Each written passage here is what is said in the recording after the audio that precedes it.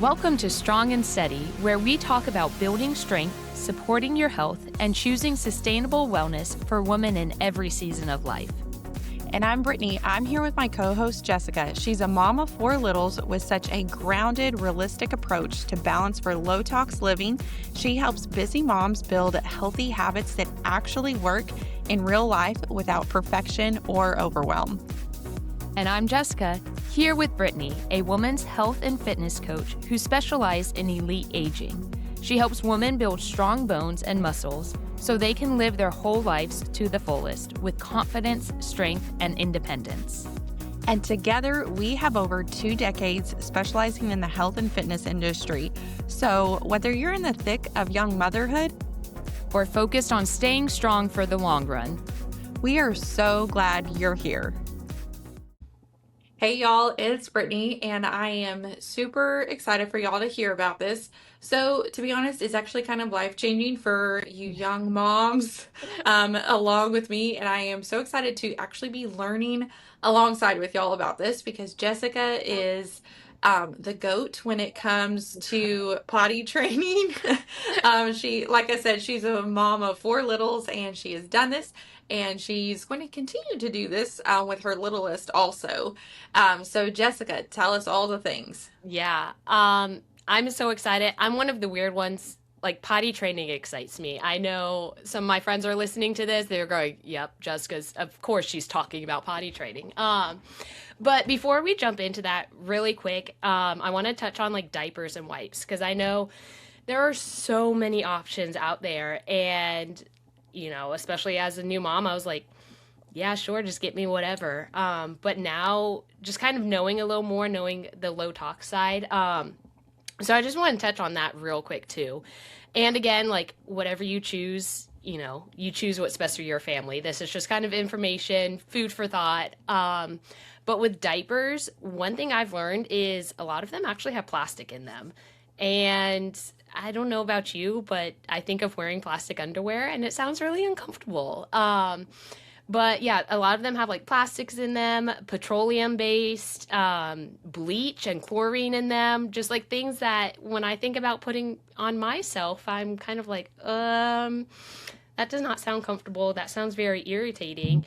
And I think a lot of times too, like that's what we see the diaper rashes are from, is just what's in the material of the diaper. Obviously, like there's teething and introducing foods and different things, but like especially in those early days, a lot of it is just like the baby's delicate skin reacting to the chemicals in there. And so especially for like diapers, some of my go-to, like for kind of middle of the ground, like they're not the best option, but they're definitely a better option. Think like Millie Moon, the diaper, DYPER ones. Those ones I think they advertise like bamboo, but they still have, you know, some stuff in them. Pampers Pure, 7th generation, Honest. I know when I tried those with my first, like in general, I honestly wasn't that impressed by them. Like I remember them feeling really stiff and uncomfortable, and I feel like they leaked too. I don't know anymore. This was 6 years ago. When a diaper leaks, we're done. Yeah.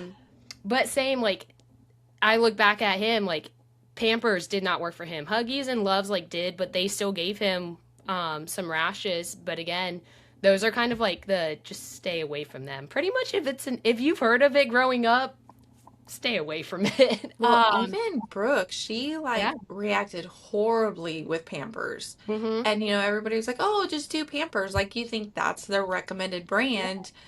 And she reacted horribly with them. And so we had to like go and return all of the Pampers and exchange them for a different, Yeah, I mean, that's what they're using in like hospitals. With Camilla, we brought our own diapers in. And like, I kind of felt bad, but I also didn't because I knew what we had was a lot better.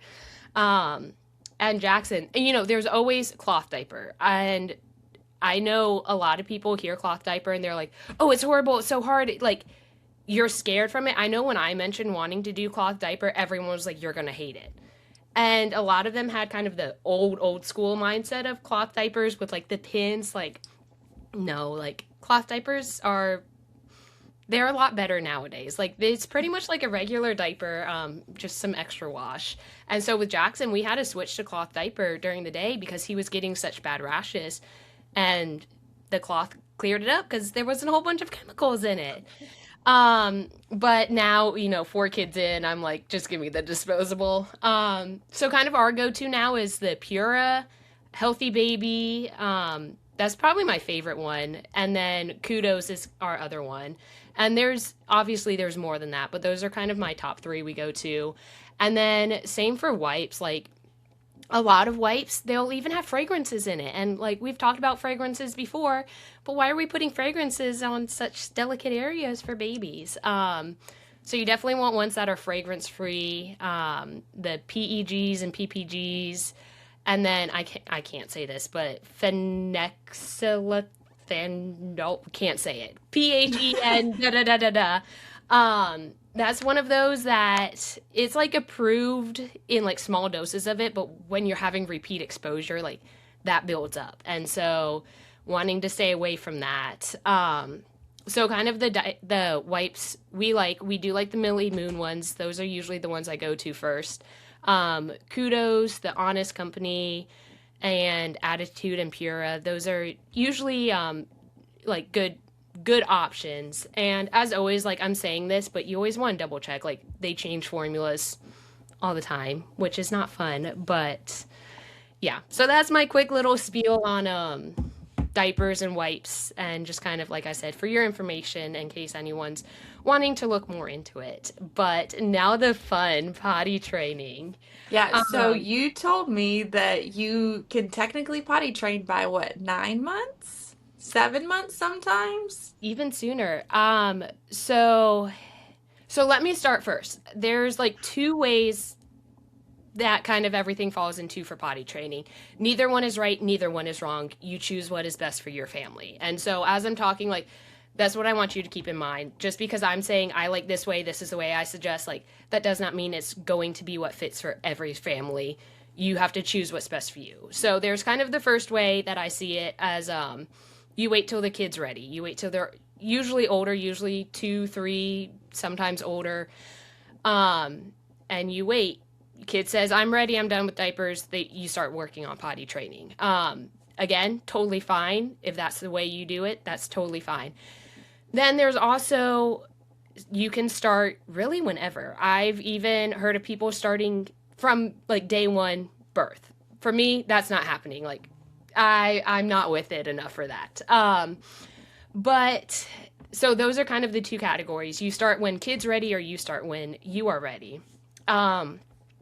As I learned about the doing it when you're ready, actually, it was my friend had posted a picture of her daughter. I think she was about 6 months old at the time, which means maybe she was a little older. Jackson, I think, was a couple months old. And it was her daughter going to the bathroom. I was like, wait, what? I was like, tell me all of this, because we're only a couple months in and I'm tired of poopy diapers.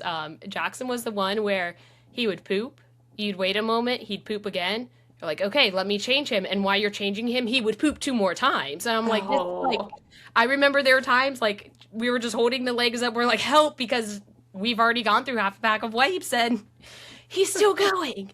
And so she messaged me and let me know about it's called Elimination communication. Have you ever heard of that? No, I haven't. Yeah. So this is more of the method, like you do it when the parents are ready. But it's about making that connection with your baby.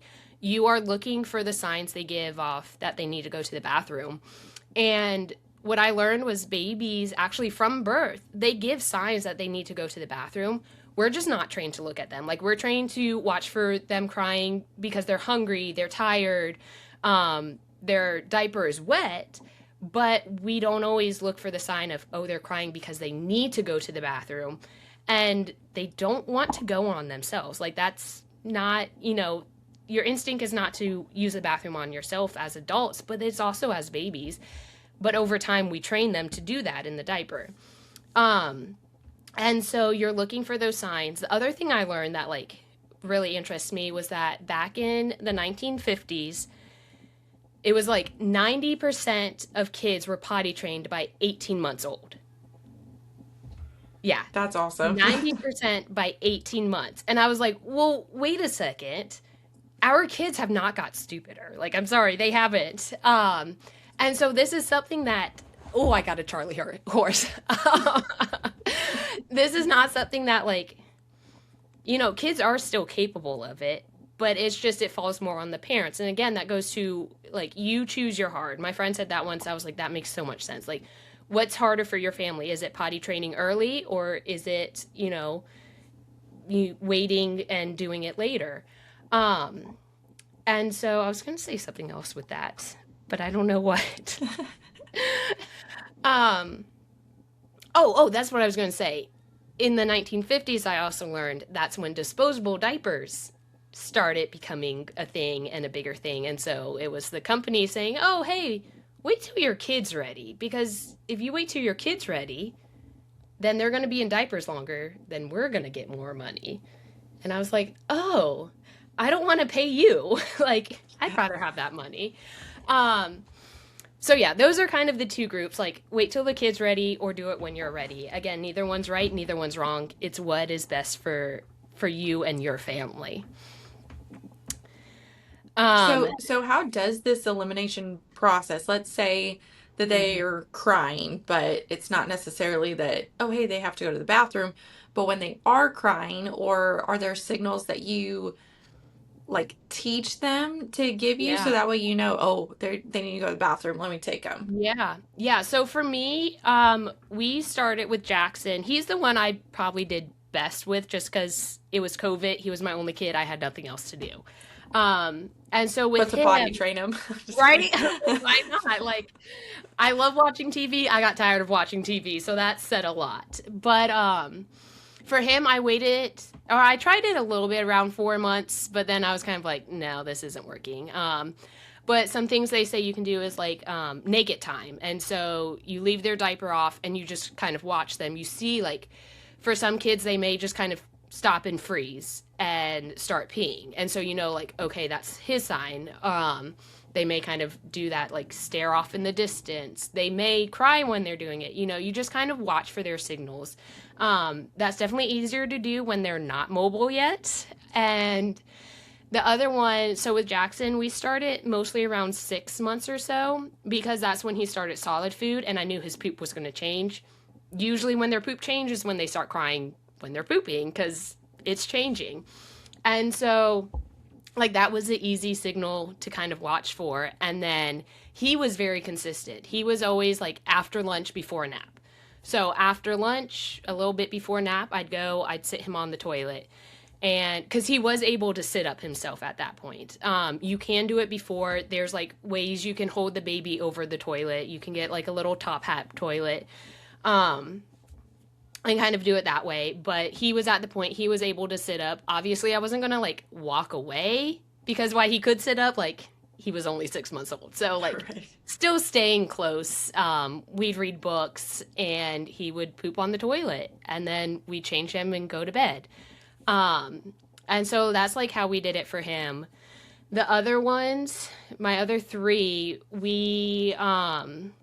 I still waited till about 6 months and then it was not a consistent thing like him. Like him was every day we're going on the toilet before a nap. Again, he's my only kid. It's COVID. I have nothing to do. Number 2 and 3 came. So for those who don't know, we had 3 under 3. So it was busy. With Jackson, I took him out of diapers before Colson came. So he was about 17 months old by then. He did still have some accidents, but all in all, he did really well. And even when we had Colson, he didn't really regress too much. That's the other thing there. You say don't do it around, big moves, big changes, before babies come. I said, forget that, I'm doing it. But again, I knew what was coming. But for me, I'd rather clean up the pee accident on the carpet than wrestle a child while I'm 9 months pregnant. That was my heart. Yeah. And so... Oh, that's the other thing. We taught him, so he did not talk until about 2.5 years old. He'd say 1 or 2 words here and there, but he was not our talker the time. Now he is. But so we taught him to grunt. The idea was grunt when he needs to poop and say psst when he needed to pee. He just grunted for everything. And so obviously, like, he got to the point he could walk or crawl to the bathroom, but he would start grunting and we'd grab him and take him. Some people teach like a sign language to their kid to let them know they need to go. And so, yeah, kind of back to your question. Some of it is just signs they give off naturally. Some of it is stuff that you can teach them as well. So let's say that they're 6 to 9 months or so, and obviously they're not walking yet. So let's say that they do like start to go to the bathroom. Do you just grab them and help them onto the toilet, or Yeah. have they learned that too? I Yeah. don't know. Yeah. No, Okay. no. Like, I put them on the toilet. So Okay. like even Camilla now, she's just turned 1, but she's still in that, like, most of the time she's going to cry when she's pooping. And so Mhm. I'll grab her if I realize it. Sometimes I'm still like, why are you crying? And I'm like, oh, like, you're pooping. Yeah. Yep. But I'll usually check the diaper, and most of the time, if I catch her early enough, I'll take it off and still stick her on the toilet. Okay. So that way, like, she can finish going in the toilet. And that's the other thing, is talking to the kids a lot about it. Like, even from the young age, we talk, okay, poop goes on the potty. Like, they're 6 months old, but we kept saying that because we want them to learn poop goes on the potty, poop doesn't go in your diaper. And so they just kind of got accustomed to that. And then I was one, and it kind of went with the elimination communication too. Like, we never made a huge deal about it. Like, we think, okay, when I go to the bathroom, most of the time, no one's cheering. There are times I text my friend, I'm like, oh, I finally went. They're like, yay. But like, no one's giving me chocolate for going. And so I wanted to make it just a very natural experience for my kids. So, like, they'd go to the potty, they'd poop. I'd maybe say, like, yay, like, thanks for peeing on the potty, or thanks for pooping on the potty. But, like, maybe a little clap. But again, it wasn't anything big. We didn't do sticker charts. We didn't do candy for going potty. Like, there was no reward. Sometimes they'd get a high five. And that was kind of it. Like, I wanted it to be very natural and very plain.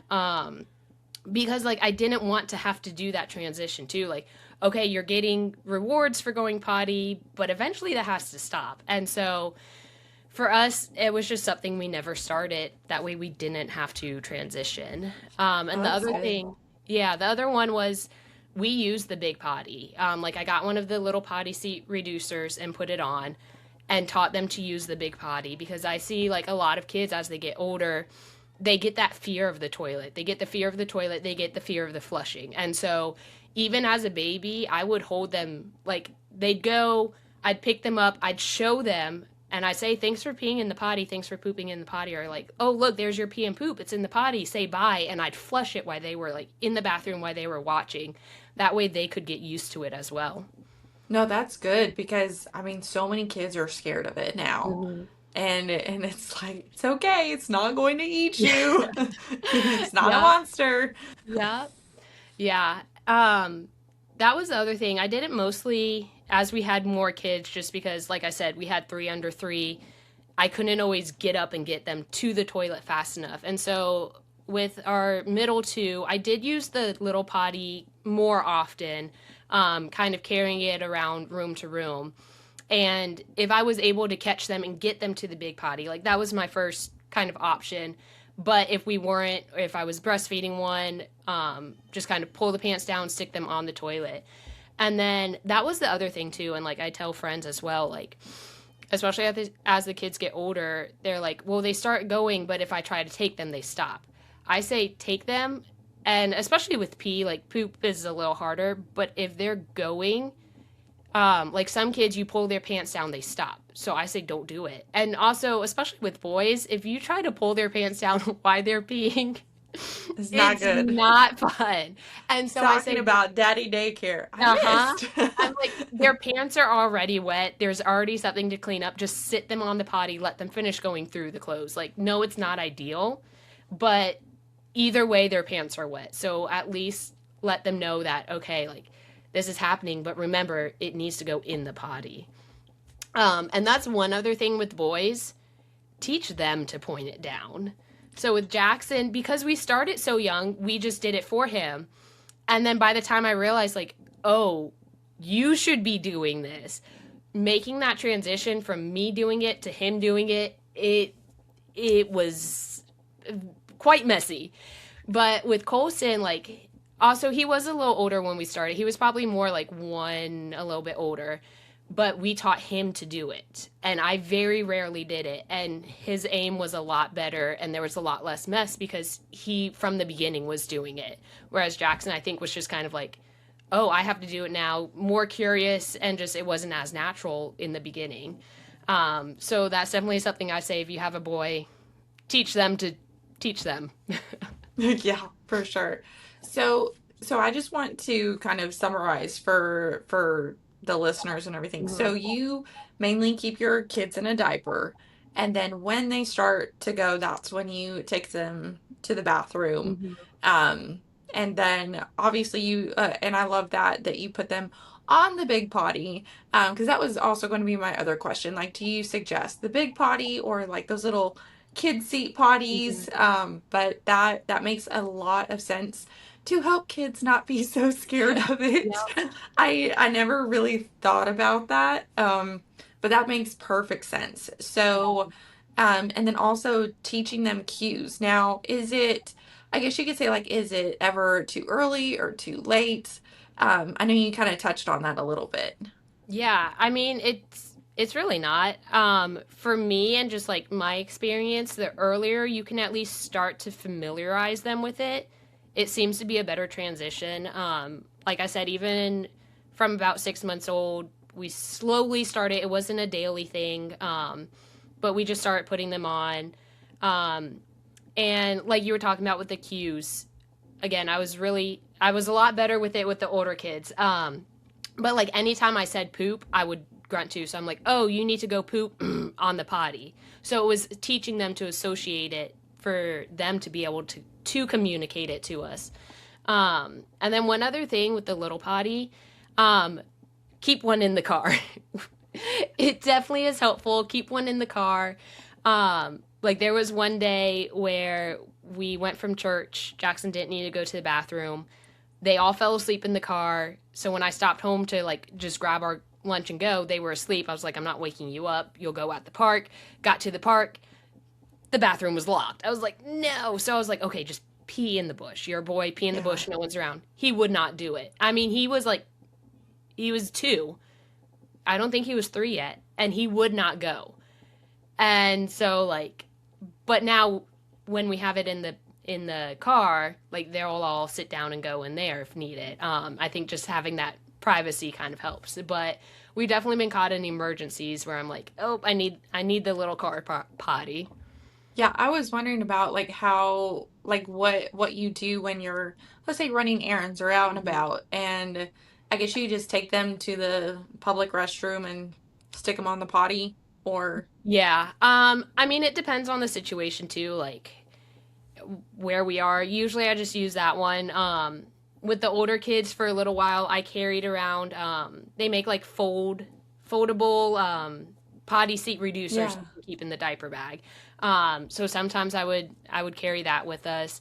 There were times where we just kind of parked a little farther away and they all went in the back. Again, with 3 kids, like 3 under 3, there were times I was like, I feel safer using the car potty than Oh, for sure. having to get 3 in there. 2 of them can barely stand, like all of that. Um, but one thing too, like so when we made the transition from diapers to okay, we're going to use underwear, there were times where like we're going in the car. I was like, I'm pretty confident you'll make it, but also like I don't want to risk it. So what I would do is I would put underwear on and then a pull up over it. Oh, And so that okay. way, like if they did have an accident, they were still able to feel the wetness, but it didn't fully ruin my car seat because I made that Yeah. mistake with Jackson so many times. Washing a car seat is not fun Oh at all. gosh. Um, and then I was going to say something else with that. I don't know. Oh, I would talk through it with them. So like that or nap and bedtime. Those were 2 I did not potty train for. I waited until they were older, but for me, I was like, I'd rather sleep than potty train you. But I Seriously. would talk through it. So I'd say, hey, like, you're doing great. Like, you are a big kid, you're using underwear, but we're going in the car, so just to be safe, I'm going to put the pull up over you. But we use the potty. This is just a backup. This is just in case, you need to go and I can't get you there in time. Same with bedtime. I'm like, we're practicing, we're using underwear during the day, but for why we sleep, we're going to put a pull up on, and just talking through it with them. Even, I mean, most of our kids, so far, all three of the older ones have been out of daytime diapers before two. I'd say between about 17 months to just before two. But even at that age, like, we were talking through it with them because, like, again, kids are smart. They're smarter than we think, and they understand. And talking through it just kind of helps them in that transition and not just sitting there wondering, wait, I just had underwear on. Why am I doing a diaper now? And just kind of clears up that confusion. Yeah, no, I love that. And like you said, our kids are so much smarter and they know cues. Like I think of and it's so simple, like, and I'm like, okay, I can do this. Like I feel empowered of like, okay, I can teach her how to do this noise when she needs to go to the bathroom. Hmm. Because y'all, she can hear a dog like 5 blocks away and she'll be like, roof, roof, roof. She starts Yep. barking. So she's like, I know that that's a dog. And so obviously she can learn Yep. grunting means I need to go to the bathroom, Hmm. or whatever that is, and then following those cues. And I love what you said is like, you've got to choose your hard, Yep. because potty training is hard either way, whether you wait until they are ready or whether you wait until you're ready to do Hmm. this. And it's going to be messy, and it's okay. Yeah. And there's going to be some hiccups, and it's okay. It's all a learning curve. You will get through this, mom, and your kids will get through this, and y'all are going to be stronger and better for it, and probably a little bit richer because you're not having to buy as many diapers. Yeah. We know how expensive those are. Oh, yeah. Yeah, but do you have anything else for us, Jessica? Or Yeah, one more. I think so I heard someone say it and I was like that's such a great analogy cuz especially in the moment, accident after accident after accident, you're getting worked up, you're getting annoyed. But I heard someone say we don't get mad at our kids when they're learning to ride a bike and they fall and have an accident. It's the same with potty training. Like, why are we getting mad at our kids when they're learning something new and having an accident? And I mean, it's still hard, especially in that moment. But like hearing that play in my head, I was like, oh, okay, that's right. Like, he's still learning, she's still learning. Um, there were times too where we even had the kids help us clean up their accident, especially as they were getting older, just to kind of help remind them, like, okay, this is an accident. We do have to clean it up and remember it goes in the potty. Singing songs. We with Jackson, what was it? It was I'm a big boy on the potty. My pee pees goes in the potty. My poo poos goes in the potty because I'm a big kid now. And that's every time he sat on the potty, we'd sing that. Same with the other kids. Like, they sit on the potty, and that's what we sang. Some people teach like a song when the kid realizes they need to go, the kid will start singing it as they're walking to the potty. Like, you can sing a song like, I need to go potty, I'm walking to the potty. And just like associating that music helps too. Reading books on the potty. For Jackson, even, he went through a phase where pooping took him a while. Like, he would sit there for like 20, 30 minutes. He wouldn't complain, but he'd sit there and it would take him that long to poop. Um, and sometimes we gave him book and sometimes I gave him his tablet because I think I'm like, you know what? When I'm sitting going to the bathroom, I'm not just sitting there. Like, usually I'm scrolling on my phone. I'm distracting myself somehow. Like, maybe it's not the best habit to teach them. I don't know. But for him, it worked. And, then we did have to break that habit at some point too, because then just go potty so he could watch his tablet. We're like, nope, okay. But like having different things like that, whether it's a book, whether it's a tablet, whether it's even just music in the background, just different things like that to help them. We had one potty book that we would read almost every time we sat on the potty. And even as like we were starting to teach the next kid, we'd be reading it like in the living room, and all of a sudden Jackson's like, oh, I need to go to the bathroom. And it was like a trigger because he's like, oh, I'm hearing the potty book, that means I need to go potty. So just kind of different things like that and figuring out what works for your kid. that's awesome. I love that. Awesome. Well, thank you so much for sharing all of your wisdom, because now we're going to go practice this and get them potty trained. And so thank you again. And thank y'all so much for listening. And reach out to us on Instagram if you have questions for us, because I know that this can be a hot topic of like, what Yeah. do I do? How do I do it? And if you're a new mom like me, it's new territory, and we would be absolutely happy to help, to answer questions, and just to connect. And if you have found something that works for you personally, and would love for you to share that with us. So thank y'all again, and we will see y'all next week.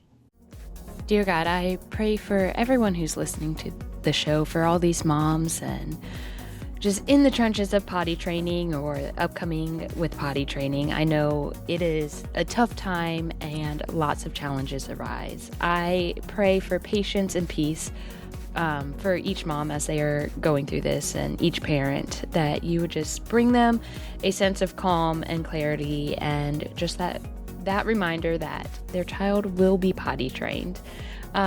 Please just be with them all and give them the strength as they tackle this next step in motherhood. In Jesus' name I pray, amen. Thanks so much for hanging out with us today. If this episode resonated with you, we'd love for you to come hang out with us over on Instagram. You can find us at The Strong and Steady. And if you enjoyed today's conversation, be sure to subscribe and share this episode with a friend. We'll see you next time on Strong and Steady.